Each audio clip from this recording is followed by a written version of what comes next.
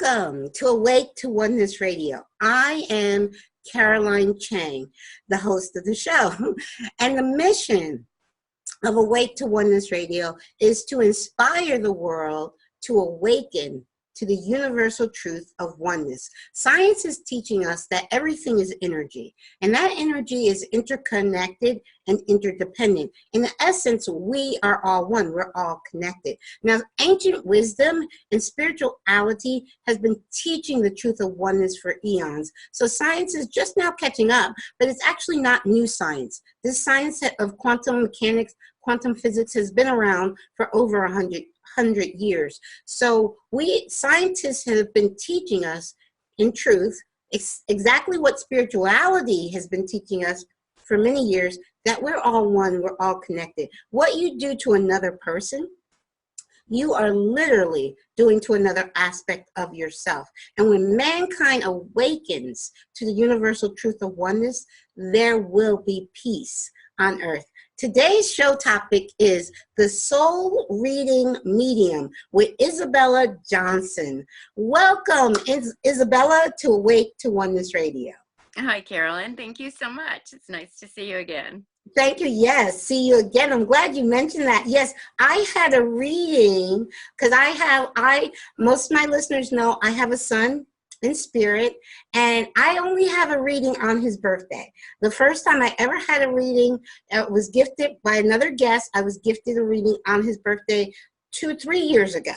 And so ever since then, my thing is to have a reading on his birthday. So this year, my reading was with Isabella, and it was a wonderful, every reading I've ever had is great. And Isabella came through loud and clear with Kyle.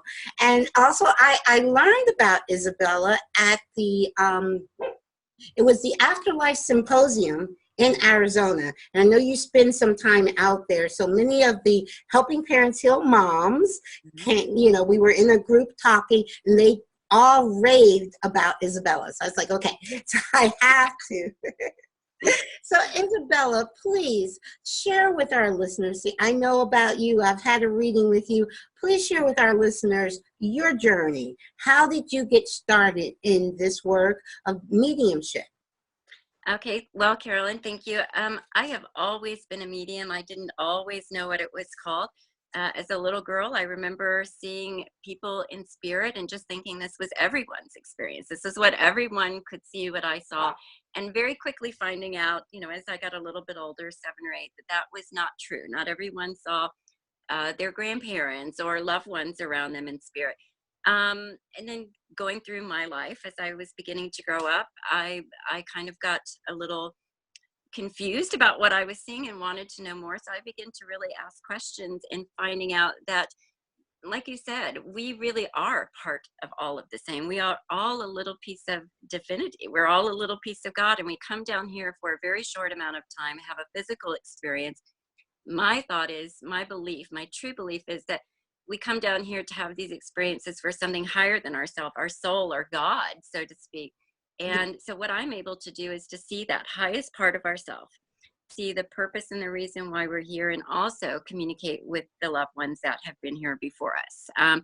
I like for them to provide evidence of things that only you and they are going to know, or be, some shared experiences. And they usually always show up and do a very good job of that, giving us some validations and confidence that life continues after the transition we call death. There is no such thing as death, really. It's just a changing of energy from one form to another. Exactly. And you know what, exactly, I love to go to the science, because that's what science teaches us. Science teaches us that everything is energy, and that energy cannot be created or destroyed. It just transformed. So we are energy, and we come into this reality and we leave this reality, but life is eternal. I always say there is no death. I don't even like to use the word death, because I know there is none. It's really just a transitioning. It's changing. It's removing the suit that we wear when we have a physical body and going back home, so to speak. I've had a near-death experience almost 8 years ago. And the first thought that I had, the first conscious awareness of leaving my body, was I could not imagine how my soul, the greatness of my soul, fit in that body. It was just an acute awareness. that is such a small piece of who I am. So that was one of my most favorite and profound spiritual experiences, was having that NDE, because it did show me the magnitude of each of our souls. And we're just here in this little body for a very short amount of time having that. Please share that with us. How long ago was that? How long It ago? was almost 8 years ago. I have a brain tumor. Several people that know me know I have a brain tumor. So every year I would go and have this checked, and they would just kind of, monitor it through the years. And this one time I was going to have an MRI. They put some contrast dye in my arm, and I had an allergic reaction to it instantly, and my heart stopped. It was very quick for me, and I just remember being above my physical body and completely detached and separate from that matter. And that's really what I want to call it. It was very much a shell for me. I was able to experience every conversation that was going on around me, every thought I was feeling. It was if it was my own. And I realized at that point, I'm not separate from you ever. There is no separation except that which I create. I had an awareness of my children at that time and what their life experience is going to be. It was really, Carolyn, a remembering of what I had always known. And then again, it's very hard to describe the timing of this because it seemed to happen concurrently. I saw my child who had passed several years before. It was if I had never been separate from her. And I just felt cocooned and pulsated with love. And that's what I call God. God to me is love. When I say a little prayer before my readings, it's dear love, please help me to be able to connect with you, connect with those that I'm reading, and anyone in spirit that is with you. And I very quickly after that became aware that I couldn't stay there, that I had to come back. I did not want to return kicking and screaming with younger children. So people that have lost a child or often, or anyone that they love, go, didn't our loved one want to come back? My experience was no, I did not want to come back into this body, to come back into this life. But I did.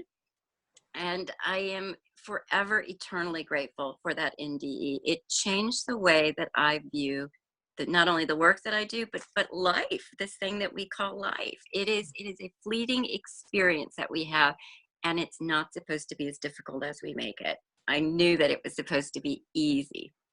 Yes, I agree with you 100%. The way I view it, and I always say this is how I view it, because I encourage everybody to go within their heart and live their truth from what resonates as true for them. So what resonates as true for me is that God is unconditional love. Some people forget that word unconditional. They try to change the meaning of unconditional. Unconditional is unconditional, with no conditions. God is love, but so are we, because we are one with God and can never be separated from God. For me, my terminology for God is all that is. I love that. I love that. God. Yes, it's all God and it's all love. It's all unconditional love. Yeah. So that's I just love to share with everybody, because I say awake. I named the show Awake to Oneness, and that came from spirit. Everything, the inspiration to launch the show, the title of the show. Kyle, who's my co-host in spirit, Kyle already told me he's always with me. He's very proud of me.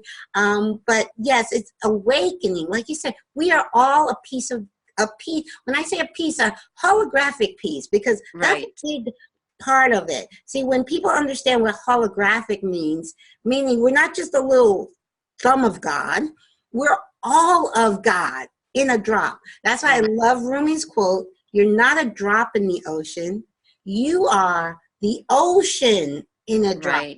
And we are all of God in a drop. So not just a piece of God, but all of God.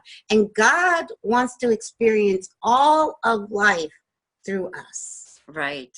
I agree so strong. Now I have the goosebumps with that. That was absolutely the knowing. And for several years after that experience, I knew that in every fiber of my soul. I knew that it was evident in every part of my life, and then time begins to happen and life begins to happen. And I occasionally will lose sight of what I know to be true. And I find it very easy now to pull myself back into that oneness that we all are and reconnect with with what I've always known myself to be. It was really just a remembering. And that's what I like to do with clients. After we all want to know that our loved ones are okay. We all want that evidence, and they're more than happy to provide that for us. But I like to go a little bit deeper. Yes. What is the purpose of your being here? What is your experience? What are you to experience for God this lifetime? What should that look like? And kind of redirecting people, reminding people where they might be off track a little bit. Think about doing it this way, or have you considered this just a gentle reminder of there is a bigger purpose for you being here? Let's look at that. Exactly. And I think that's so true. I think true peace comes with the knowing. And again, when I say the knowing, because so many people will say, well, how do you know what's right? You know, I'm not saying knowing in an egotistical manner. I'm saying knowing for me. And I say what I share is my truth and my knowing, but knowing it here, it resonates. This is what resonates as true for me, and I'm going to live it. And having that knowing brings you that peace of mind. And like you said, we all have like rough days, right, or rough moments where we can this world of illusion. It's so dense, and it feels so real. It's easy to get pulled out of that knowing that your spirit, your divine, you can never be hurt. There's nothing to fear. But it's so, something can happen that you're, okay, then you have to, wait a second, let me remember. Right. Let me remember. One thing that was very strong with me that I noticed was I could not be around discourse of any kind. I could not be around gossip of any kind. I couldn't be around anything that made another less than. My compassion was pretty large before, but it grew so much in intensity. I have compassion now for every soul that is out there because it is me. It is as if when I have compassion for you, I'm giving that gift to myself. Exactly. And I cannot give to you anything that I don't have myself. So there is a myriad, and I couldn't just pick one gift from that experience. It just really solidified my knowing that there is so much more. And I try not to get entangled with the day-to-day mundane, or sometimes not so mundane events that show up for me to learn something. I no longer believe anything happens to me. That died when I did. That really went away. And now I believe everything that happens for me, and it's up to me what I want to make out of that. I cannot subscribe to victimhood of any kind. I have the power, and I think that is a difficult thing for a lot of people to recognize, the power that we have. We have power, not so much what others choose to do. We never have power over that, but we do have complete power over how we respond to those events, which is all the power that we need. Exactly. That was a beautiful reminder for me of that. Yes. I'd like to share, you're exactly right, because I hear that whole idea of victimhood is taking, if a person believes they're a victim, they're giving away their power, they're in need divine power. So and it's their choice. In this, we all have free will. So a person could actually say, yes, believe I'm a victim of this life, but I know for me, I am a creator. I'm a divine creator of my experience, and everything I experience, I know is for my highest good. So I do understand exactly and agree with you 1,000%. And it to me, and this world is things happen that we don't prefer to happen to us, but it's how we respond. Okay, we can't, like you said, we can't control others' behaviors, others' actions towards us, but it's how we respond. One of the things you made me think about when I first awakened to the truth of oneness, I understood that there is no judgment, that everyone is doing the best they know how to do with their perspective, and we each have a unique perspective, which is the way it's supposed to be. Right. To honor each other's perspective. So I got to the point where when I was in conversations, most of my friends would complain a lot. Nothing went right. They were complaining about the husband, the children, the pet, something. So I listened to that complaint because I felt, okay, they need to get rid of, they need to release it. I listened to it for about 5-10 minutes. And after a while, I was like, okay, Now let's focus on what is going right. Right. And then they might make that move for a minute and then go right back to like, no. We already did this isn't going right. That's not going. Now let's just shift our focus to what is going right. I found so many friends that was hard for them to do. We're so, well, it is hard because yeah, we focus on what is familiar, and what we focus on grows. It exactly. does. That's what gets bigger. So if I don't prefer something that's going on in my life, if I pay less attention to that, it absolutely goes away. I deal with people, I don't want to minimize this part of what I deal with. I deal with people that are having usually one of the worst days of their life. You don't go to see a medium if you're in an amazing spot, if you've had no loss. So I understand the grief and the stages that comes along with that. And I think that we must feel that and honor each of those things. But after that, we have to see the autonomy in that person that we may have lost and look at it, change the way that we even view what we view as a loss is to that is out of our control. What can we gain from that relationship? And now what do we take forward into this and change the way that we view, again, like you said, I love that so beautifully, what I don't prefer, what I prefer, and put more attention onto what I prefer will grow. Exactly. Attention, where you put your attention, and that it's science, it's spirituality, all balled up into one, because science has even proven what you put your attention on will grow. Right. So you want your attention. I say my definition for worry is praying for what you don't want to happen. Because I love that. Focusing on what you don't want. No, focus on what you do want. You know, and it is a choice, and there is no judgment. And someone decides, oh, I'm not there yet, you know, I honor everyone's choice, everyone's, you know, path. I honor, because I know we're all unique, divine, and everything happens in perfect divine timing. We all are going to awaken to the truth of who we are in our own perfect timing. Yeah. So when I was in my NDE, that was a large part of that was I realized there had been nothing that I had ever done wrong or could ever do wrong. I carried that judgment with me there.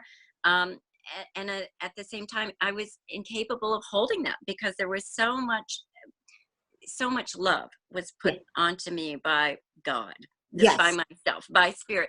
You have done a good job. Well done. You did it. Every critical thought was coming in my mind, but I could have done this differently or better. It was met with, you did well. Love you. I love you. This is all perfect. And I know that everyone who's in spirit has had that exact same experience as well too. We need to figure out a way here when we're in the physical to kind of forgive ourselves, to let things go, to not hold on to, you know, in grief. You've lost a child. I've lost a child. There has probably been days and weeks and months on end where you thought, if I only would have done this differently, if only would have, could have, should have, the bargaining, the guilt that comes along with that, helping to release that and to see the courage and the choices that you made and hold on to those. And if you don't think you did well, then do better next time. Forgiveness is a huge part of this as well too. Yes, and that's so true. That's a great point you brought up, because unconditional forgiveness also comes with first forgiving yourself. Right. Because you can't truly forgive another if you haven't forgiven yourself. So everything starts with you. So, you know, true love, true forgiveness, all of that starts within you. And then you're able to give that to another. Like you said, you can't give to another what you don't have for yourself. And then you realize that you and that other are truly one and not separate. But first it has to start within you. Then you can give it to the rest of the world.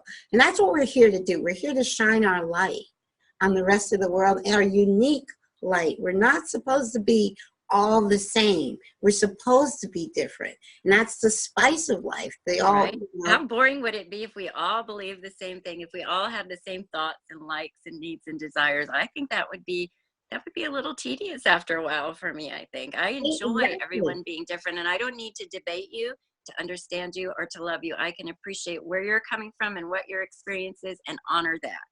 Exactly. That is so true what you just said. Unity within diversity. I like to use that phrase a lot, meaning I don't have to agree with you. I don't have to have the same beliefs as you, but I know I can love you because I know you are a divine aspect of God. And I can love you and honor you without agreeing. And I don't have to debate. So a person can share their beliefs. I'm going to share my beliefs. They don't have to agree at all, but we can share in love and respect for one another. And then if the whole world did that. Could you imagine how amazing this would Oh be my if we were all goodness. respectful of each other and we all allowed each other the growth at the independent time? And we just, you know, I think of it as when our children are little and they're having a tantrum on the floor too. I don't stop loving you when you're doing that. I appreciate that's your experience. You might not have the vocabulary at that time to understand what you're experiencing, but I'm not going to stop loving you because you're having a difficult time. And I know for myself how many times I appreciate God having that patience with me when I was struggling as well too, or myself recognizing that you're going to make it through this. Just be kind and honor what you're experiencing now. And also the things I resist tend to stay a little bit longer too. If I allow an emotion just to come out and experience it, it usually goes away much more quickly than if I resist it. Oh, I go back to grief on this because that's the work that I deal in. A lot of us have, you know, the guilt and the anger is a part of grieving as well too. And especially as a woman, I do not have the same experience and encouragement that perhaps a male would have as far as anger goes. When I can allow any anger that I have, allow it to come out, recognize it for what it is, make no judgment, it leaves me so quickly. Other than when I resist it, or I can't be angry at you, I can't be angry at that experience. Just honoring it and acknowledging it, poof, it leaves so quickly. This is so true. I mean, we humans, I think society teaches us to kind of stuff down our emotions, which is the worst thing to do because you have to feel it. You have to feel it to release it so it can transform. The more you try to push it away, the stronger it's going to come back. So you have to allow yourself to feel it. Let the tears flow. If you want to punch a pillow, you're angry and you want to hit something, I wouldn't say hit a wall or hit your partner. Or no, but pillows are a great thing to hit. Find a nice pillow to punch up, to beat up on, to release it, to help release that pinned up energy. But that's the only way. Feeling it, so you can release it, so you can transform it. And people, after they have a really good cry or a really good beating up a pillow session, they feel so good afterwards. Because they allowed it to release and transform. Yes. That's very true. I don't think there is any emotion that is ever wasted or lost or that we cannot benefit or learn from. And grieving is the time for most of us when all of our emotions come to the forefront. And if you give the gift, especially if you are a parent that's lost a child and perhaps you still have children or those around you, you allowing yourself to grieve and go through that experience, what a gift for those around you, because we are taught how to grieve. We are taught how to have this experience of loss. And I want to be an excellent teacher. I want to make this a topic that we don't make, death is taboo. That topic we don't talk about. We don't talk about the feelings of those of us left behind that don't want to be here any longer. That's not something we're supposed to talk about, but it is an almost universal feeling that we've all experienced. So getting it out and sharing it with others teaches them how to handle it as well. Exactly. It's a gift for all of us. Yes, it is. It truly is. And like I said, I am associated with Helping Parents Heal, which is a wonderful organization where we are able to talk about. I go to a Helping Parents Heal meeting, and all of the parents there have children in spirit, and we're all sharing stories how our children are still contacting us, are still connecting to us, and all of the beautiful miracles, everyday miracles that we know that our children are still with us. So it's not, we go there, you think, oh, this is going to be a sad meeting or anything. It's never sad. It's always full of joy. We have so much, and we could still cry, and they're joyful tears because we know that our children are still with us, and they're happy to see that we're discovering our purpose. Like you said, we're all here for a unique purpose. And when you discover that purpose, that's another thing that will just bring your soul joy.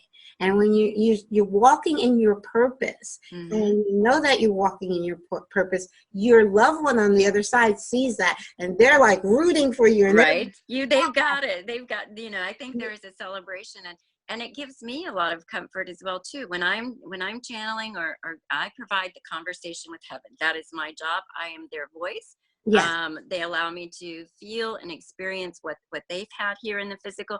So I just provide that conversation with those in spirit. And when we get it, when those of us still here get it, you should see the expressions of those in spirit. It is a celebratory event. They have worked so hard for us to know that they're still here. yes, There is no real separation. That love cannot die. It is the one thing that can never lose any form. As a matter of fact, it grows. I think love expands after a loss. yes. We have the realization that there is no permanence here. In attachment, we question everything, as we should. And if we allow it, loss can be a real spiritual growth for all of us, if we allow it. And truth, in truth, what you just said, and this is my viewpoint on all of our challenges in this physical realm. I do believe that we plan these challenges Absolutely ahead of time, and I believe we plan these challenges to help us to wake up, to remember who we truly are. So in essence, our challenges are our greatest blessings. Right. I truly believe that. I And agree. from the spiritual, I try to look at everything from the spiritual perspective and not the limited, because the limited human perspective is extremely limited. That has been proven scientifically. Right.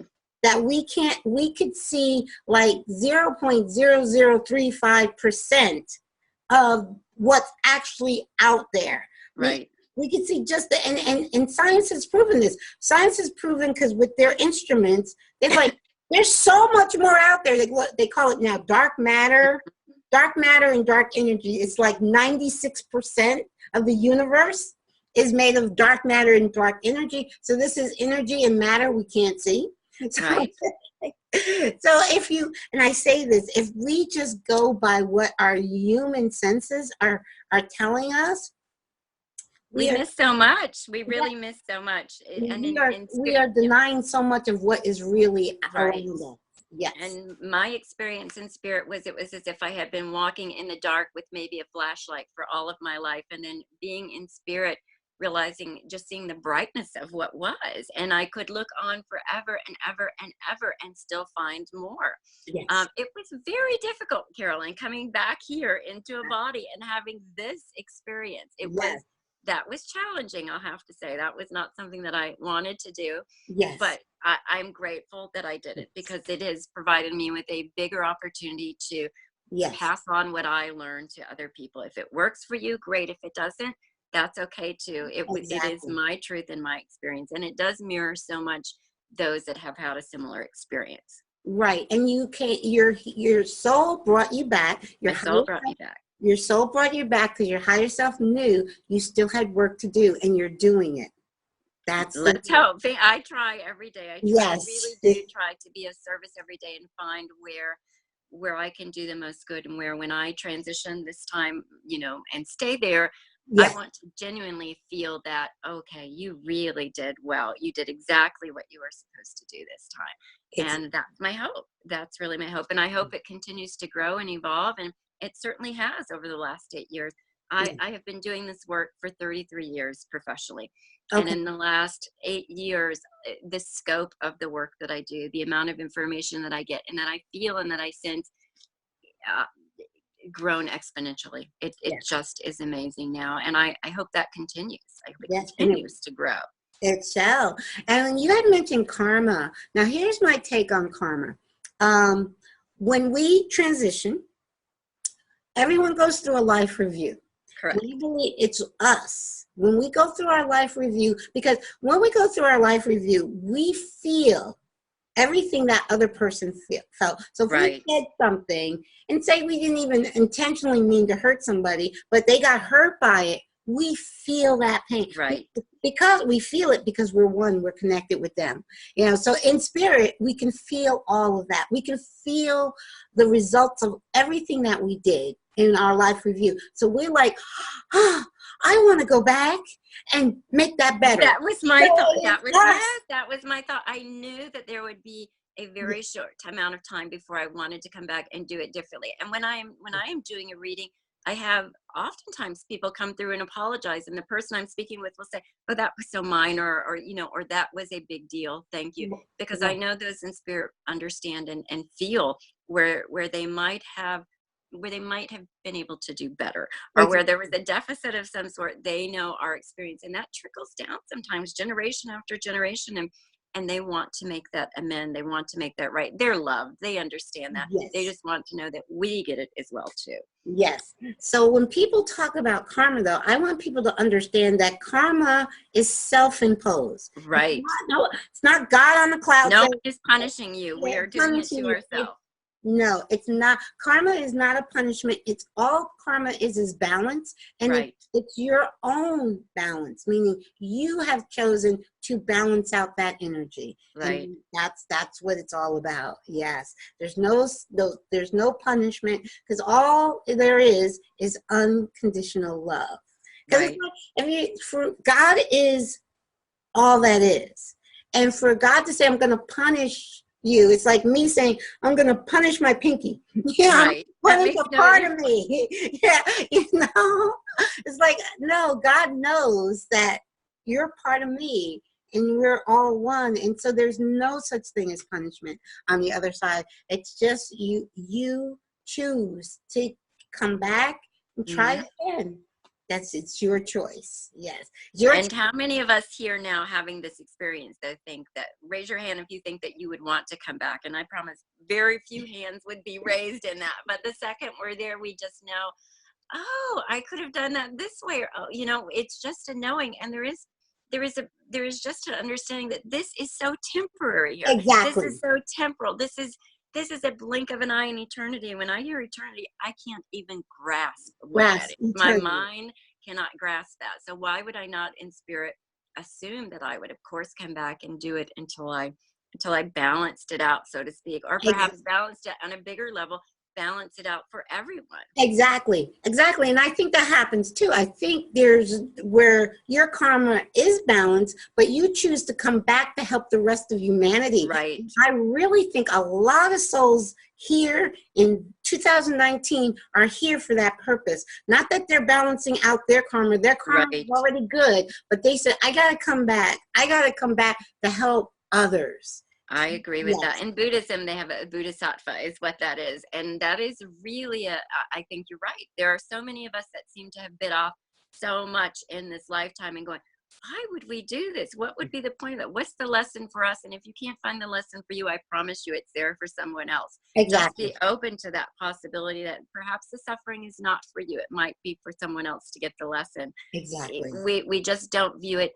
Religion has played an amazing role in our life, and I hope it continues to do so.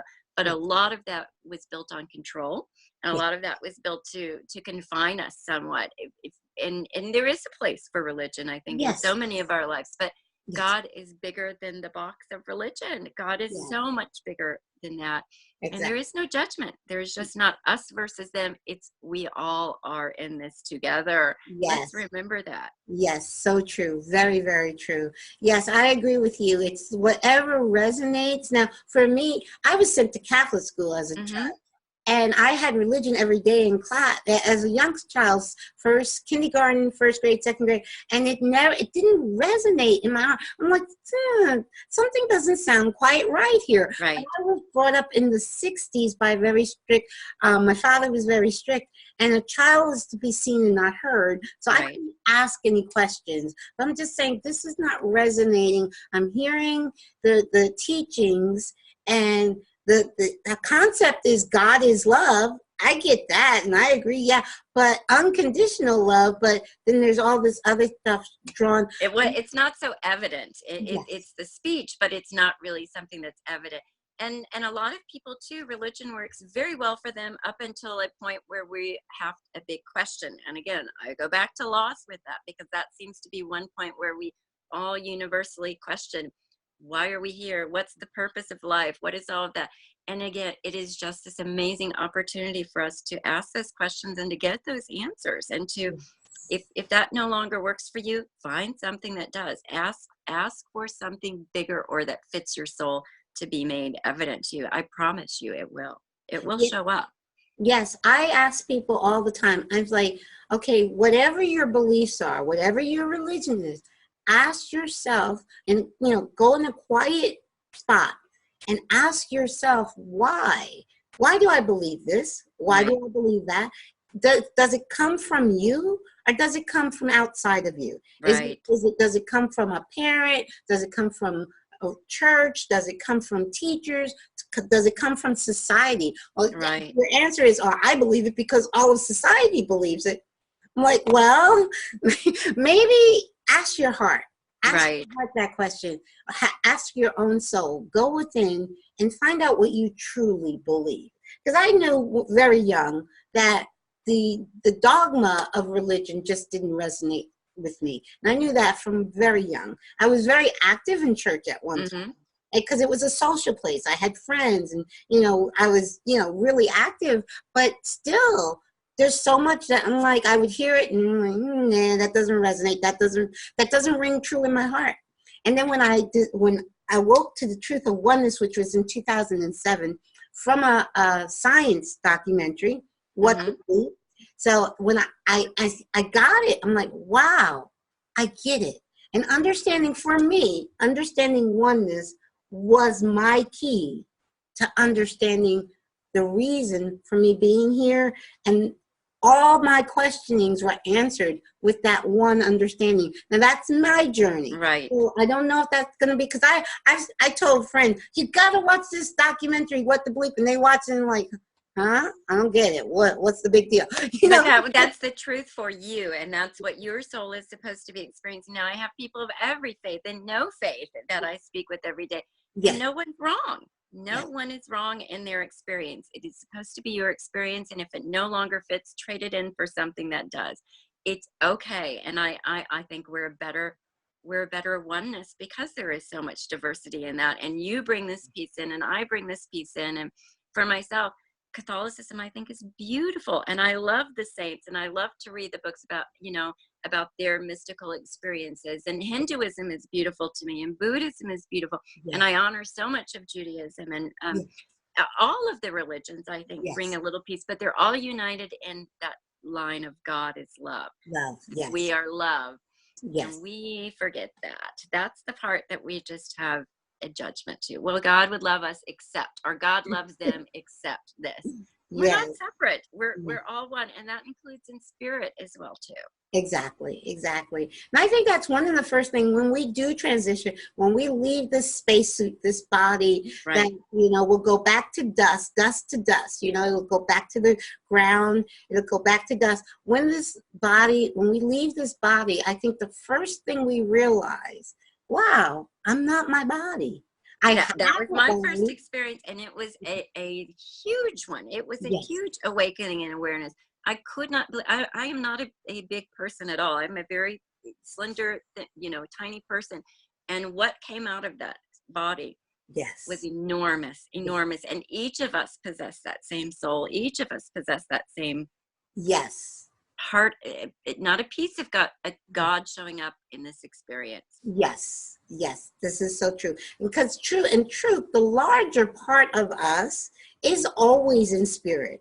Right. When we go to sleep, that's why our body goes to sleep at night, so our soul can just have fun, in spirit, because the soul doesn't need to sleep. Right. The body needs rest. So the body rests, so the soul is having, and then it was like, okay, wake up, and okay, I'm back in my body. But the body, I think of the body as like a car, like a vehicle that we use to get around in this reality. But and how many cars have you gone through in life? Right. No, I like that analogy. That's actually that makes a lot of sense, and that might sound true to someone. I hope that it does. And just because the body fails does not mean that we can no longer have a vehicle to get around with. We just choose another one. Exactly. I don't ever push my views on reincarnation onto people, because I know that is my view, that is my experience, that's my understanding, but it may not be right for you. I just know that I could not have learned everything that I know today. And what I know today is a very small piece of what is out there in just this lifetime. Hmm. It just could not have accrued in this small amount of time. In 50 years, there's no way I could have the knowledge that I do. And I don't have that much knowledge, Carol. I mean, no, there is still so much missing. So Right. I hope in some lifetime that I gather that and everything gets balanced. And I hope that for each and every one of us as well, too. Yes. Well, I agree with you 100%. And what for me, I stopped using, remember I said I stopped using the word death for me Yeah, personally? I stopped using the word reincarnation when, for me, my belief, there is no such thing as time. I agree. Einstein said time is merely an illusion, albeit a very persistent one.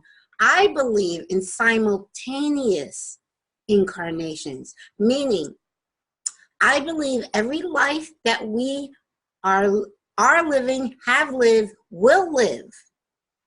We're living right here. All there is the now. One of my Right. favorite books is The Power of Now by Eckhart Tolle. But I truly believe, because we as in our human form, we need something to keep us on track, past, present, future. Right. You know, so that's a linear, but there is no linear in spirit. It is all happening now. So Right. our past lives, our future lives, our present life, we're all living. So I replaced the word reincarnation for myself with simultaneous I incarnation. like that. I like Yeah. that. Yes. That's actually much more accurate because you know, if you've ever done a past life hypnosis regression, you will swear that you are having that experience. And I think that we are able to tap into that. We Yeah. are able to kind of cross the time space illusion, because it is one, Yeah. and tap in sometimes to these moments. I think that could be what deja vu is in certain Exactly. situations. Oh, we've been here, or maybe, you know, Yes. I don't have the vocabulary to speak of this topic as well as you Exactly. might have, but I do know that what you're saying is true for me. Yes. This is all happening at one time, and we do need the illusion of a body, and we do need these sequential events of days, months, time, and I Yes. think that's imperative for us to have Yes. this experience. If without it, I don't know that we could learn the same. Certainly, so Exactly. it is important to have these experiences, but to put so much importance on this Yes. is a mistake, I think, Yes. Well, because it's all happening at once.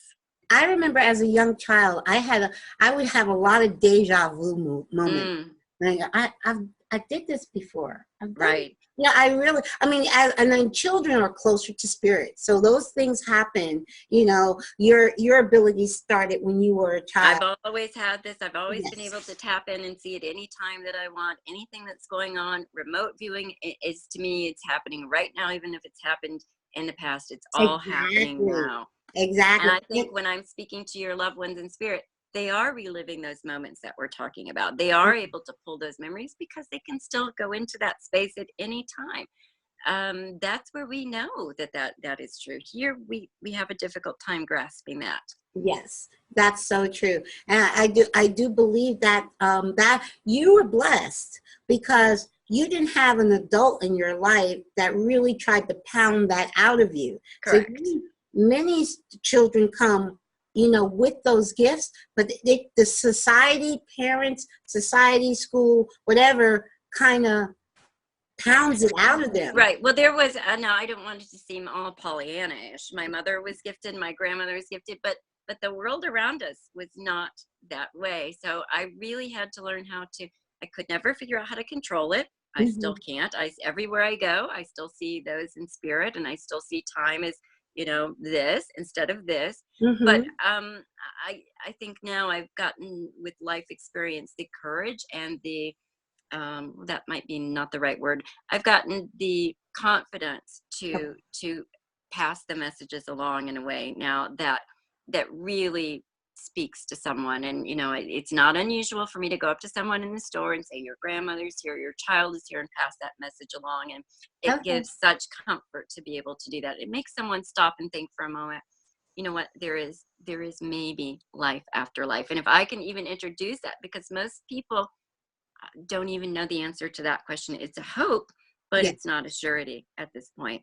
Yes. So however I can be of service to do that. And you're right, I think we do such a disservice to children when we minimize or tell them, no, that's not true, or there is no such thing, or that was just your imagination. Exactly. That just hurts to hear someone say that, because those experiences are true. They are still my experiences today. Yes.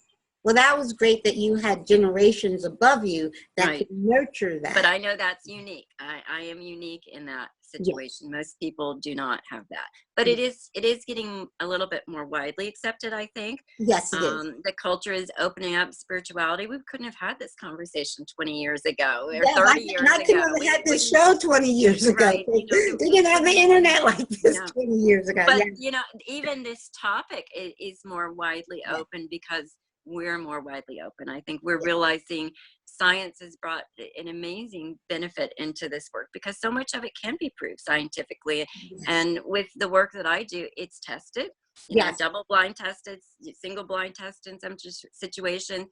They can do MRIs and EEGs to see how mind works a little bit differently, and how it Right. is having multiple conversations at one time. So I Yes. think science is catching up, Yes. or we're catching up to science. Well, science. No, I agree with you. Science. There's so much scientific research going into communicating with those Right. on the other side. I mean, so I just found the article just the other day about a scientist, and I forget, Robert Langdon. Robert is his first name. Anyway, but the thing that is unique about him is that he was named in the New York Times as one of the top 3 scientists living today, and he, in his book, shows the proof that there is life after death.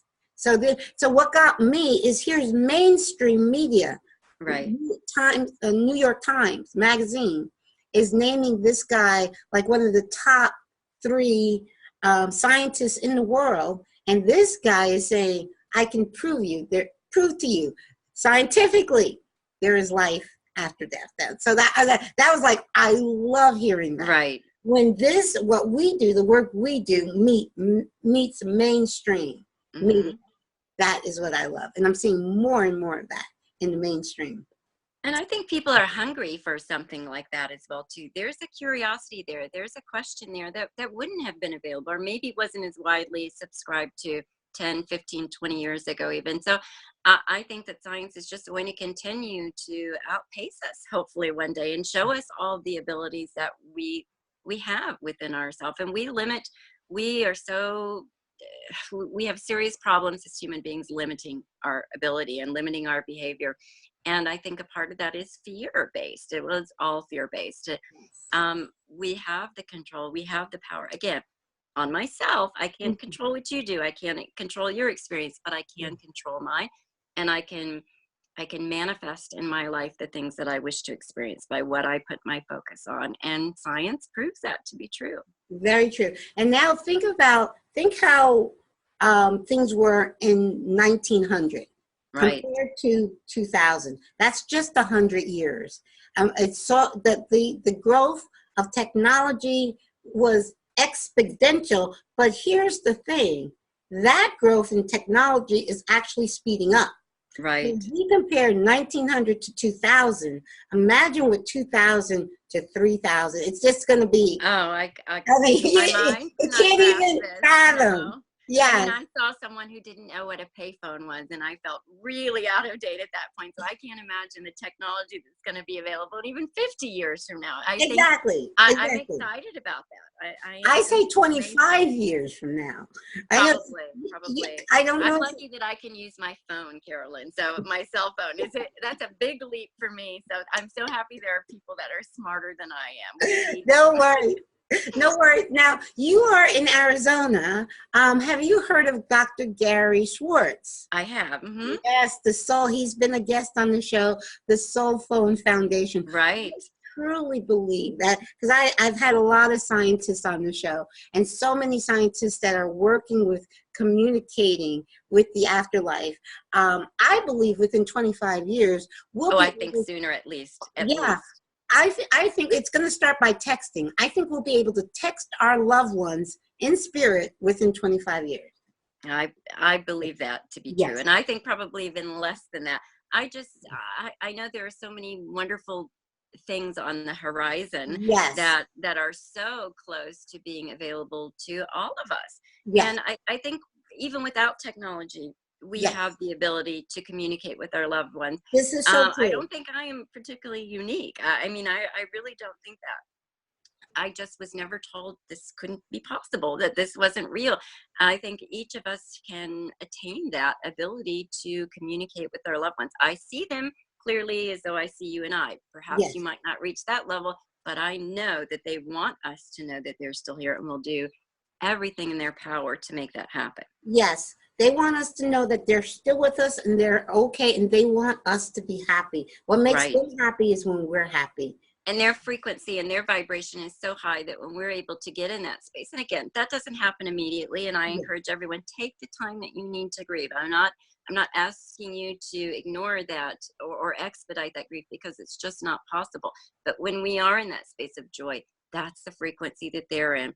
They're unable to come down to our deep pain. They know that we're experiencing that. They send love, but they can't have those emotions and feelings. We need to raise our vibration and our energy to their level, and zoom zoom, it's just like this that they come in. Yes. Exactly It's true. beautiful. Yes, yes, they do want us to raise our vibration so they can meet us. They want Right. to meet us.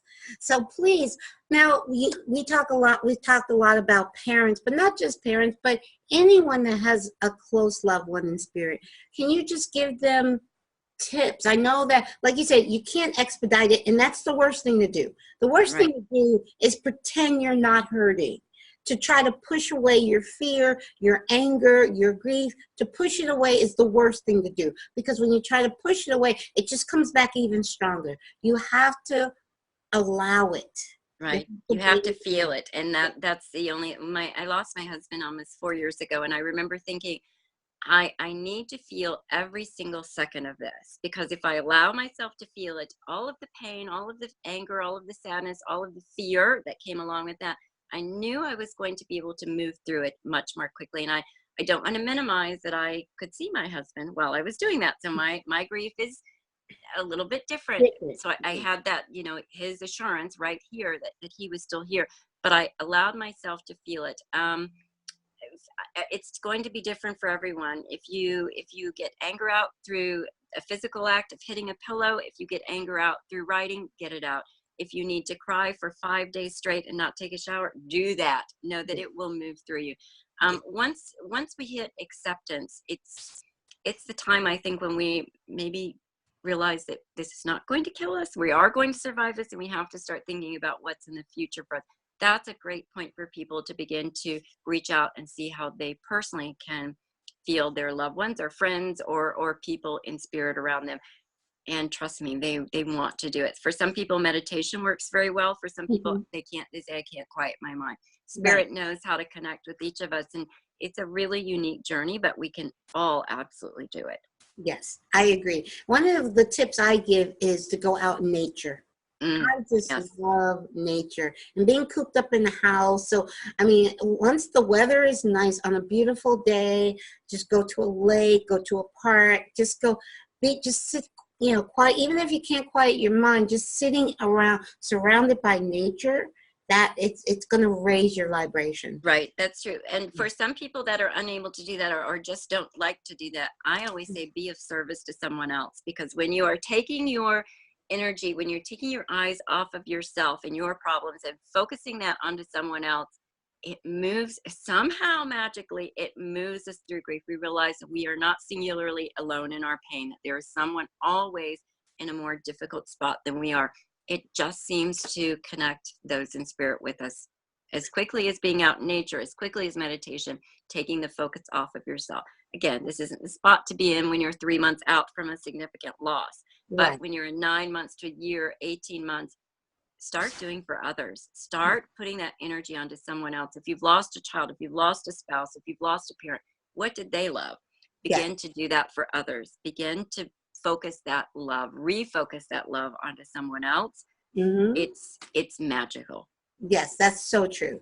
It works magic too. When you're exactly, I did that one time. This is many years ago. I can't remember if this was before I was awake to oneness or it might be just before I saw What the Bleep. I was Hmm. just having a really, really, really bad day and several days. Right. And then something just told me, you know what? Stop focusing on you. Right. What can you do for another person? That thought just kind of popped in my mind. Stop focusing on what quote unquote is going wrong in your Right. life. What can you do right now for another person? And I was like, okay, you're right. And then and it made a world of difference. It really, Right. It does. And it just moves us through our pain. And we realize that, yes, we've had a significant loss. Yes, our life will never be the same, but there are other people out there as well. And grief, it is an egotistic time. It is a soul searching time, as it should be. Our life is never going to be the same again. It is drastically and forever changed. That is not always a negative thing. That is not always something that is world ending. We say, and I'm sure I've said it before, I don't know what I would do if I've lost a child, and then I've lost a child. I couldn't survive that, and yet I survived. How did I do that? I continued to live, and then I started to do for others. I took the focus off of my pain and realized there's pain out there everywhere. How can I make my pain go away? By helping you with yours. It goes back to that oneness. We're yes. all experiencing loss. It's varying degrees, but we do not escape life unscathed. We do not escape life without loss. And this is so Focus on where you true. can help. This is so true what you just said, because also I realize that life, this is for me again, I always have to say that. I realize that life is always changing and moving. Yes. It's never still. It's always so we tend to get attached in this which is something that is impermanent. So Right.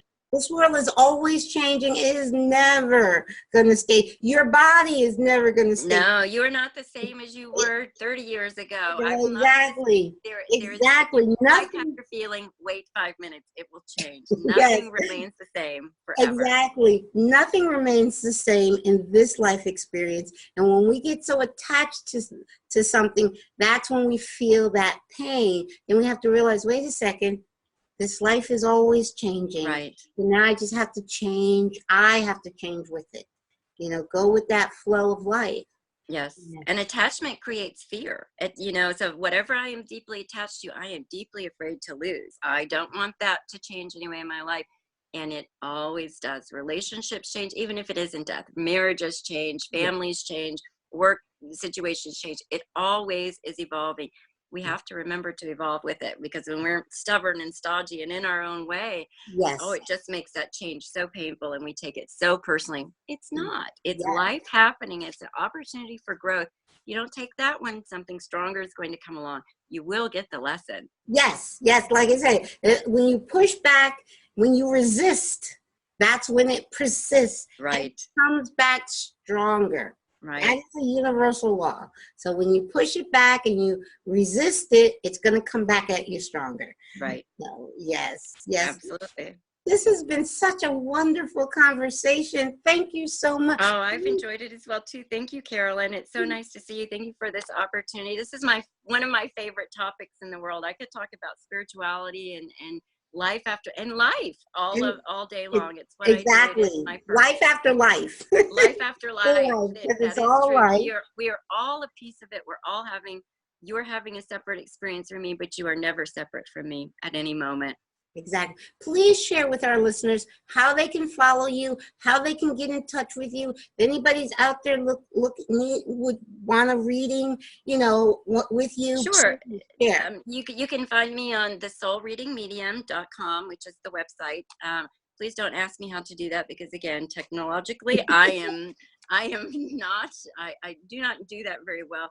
Also on Facebook, Isabella Johnson, the Soul Reading Medium. I'm sure there are other ways. I have an amazing assistant that does all of this for me. That just allows me to work. She handles all of that scheduling and booking and website and Facebook. But it's Isabella Johnson, the Soul Reading Medium. Okay, thank you so much. Thank you, This has Carolyn. been so pleasurable. And we Thank you. I'm going to be in Phoenix in September. Will you be in Phoenix at that I time? should be in September. I do travel quite a bit during the summer with work, but I'm either in Phoenix or California or Pennsylvania or in a city near you. I do group readings. If anyone would like to book that, again, you can find out the information about that on my website or through my assistant. She can help you with that, any questions that you may have. Awesome. Very good. Very good. Thank you so much. This has been such a Thank you, wonderful Carolyn. conversation. I love what you're doing. Keep on doing it. And we will eventually meet up in person. I just want to give you a big hug. I didn't realize you were, how tall are you? You said you're little. I'm 5'5", but I'm barely 5'5". Oh, okay. See, I'm shorter than you. I'm 5'1". Are you? I'm 5'1.5". Again, you win that. No, you win that. I'm this little tiny string thing, and so that to me is very little. But no, Okay. you win on the. And I'm tiny in height wise, and I'm starting to put on weight, so that I have to stop doing. Well, thank you so much. Thank you, Carolyn. And this has been so wonderful. Love you. I have Bye-bye. nothing but Thank love you. for you. Okay, thank you.